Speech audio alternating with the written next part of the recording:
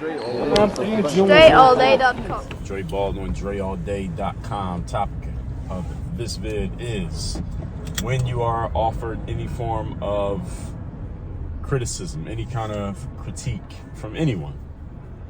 First question you ask yourself is it true? This is the first question you want to ask yourself. Is it true? Is there some truth? Is there some truth in the foundation of what it is that I'm sharing right now? Is there some truth here? Is this truth based? Why do you ask this question? What is the significance of this feedback that I'm giving you here? The reason why you ask this is because we all understand that we need to receive some form of feedback on what we do in life in order to get better.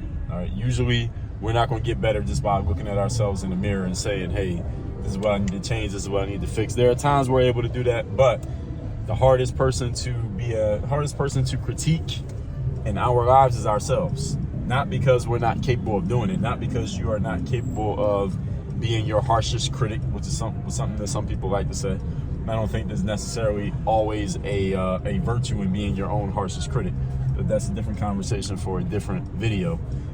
But the reason why it's hard for us to look at ourselves and give ourselves feedback is because it's hard for us to see ourselves in an objective way. Just like I talked about in the previous video, it's hard to look at yourself objectively simply because you're you. You're looking at yourself all the time and you don't see there are subtle things that you don't see in yourself that other people can see very easily because they are detached from you. They're not emotionally attached to the situation of being you the way you are emotionally attached to the situation of being yourself. Therefore, you understand that the criticism that comes from outside is often the most useful feedback you can get. That's even better than the praise that can come from outside or the praise that comes from inside, the stuff you say positively about yourself. Doesn't mean you shouldn't say positive things about yourself. There's an art to all of this. So it's not a science, it's an art.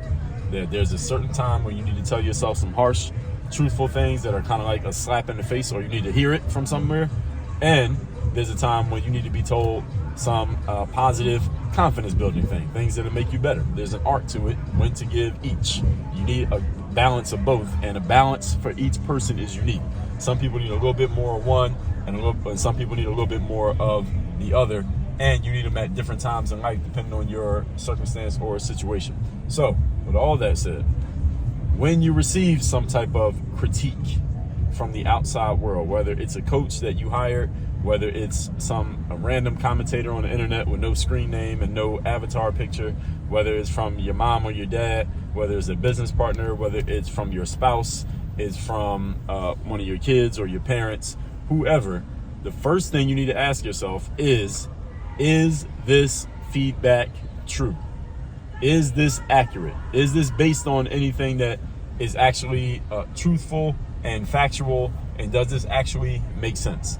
First question you ask yourself is not, let me tell you what you don't ask yourself, is not who said it. First question is not what's the source of this feedback. And sometimes you hear people say that.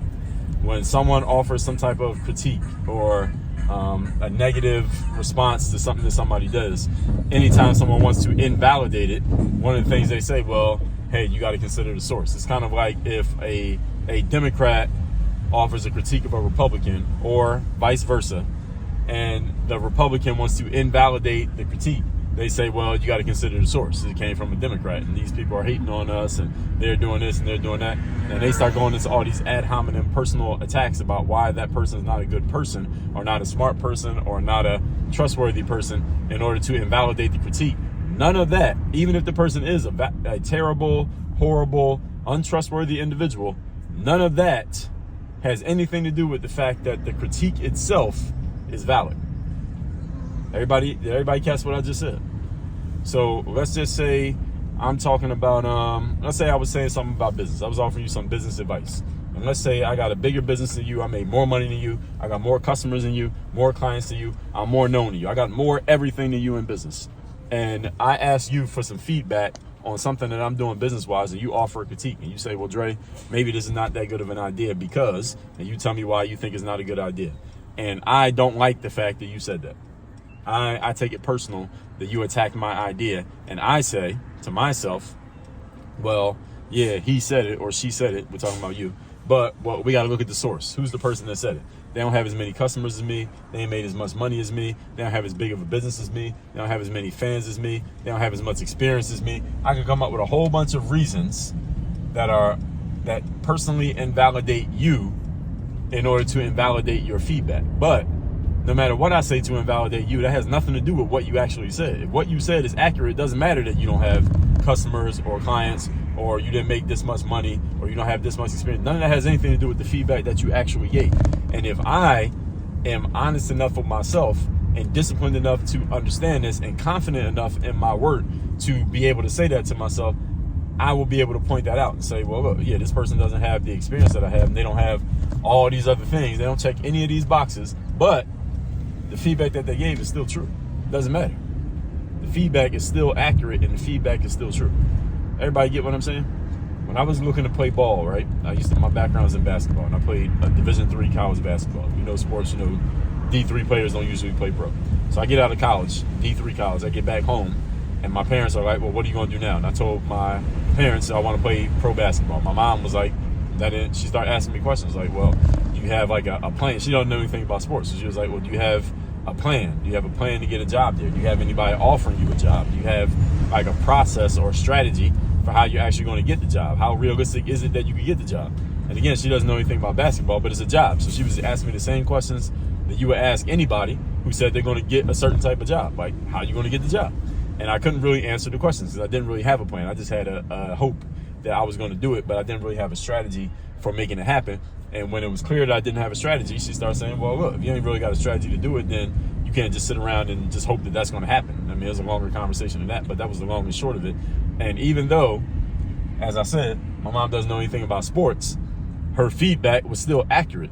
Why? Because, again, it's a job. So it doesn't matter what the job is. She was asking logical, legitimate questions that I couldn't answer, which proved, it just uncovered, she didn't come up with this, it just uncovered the truth, which was I didn't really have a plan for making it happen. I just had a hope and a dream of making it happen. That's completely different from a plan. The whole point is, folks, you cannot and should never invalidate the feedback you get from somebody else just because of who they are.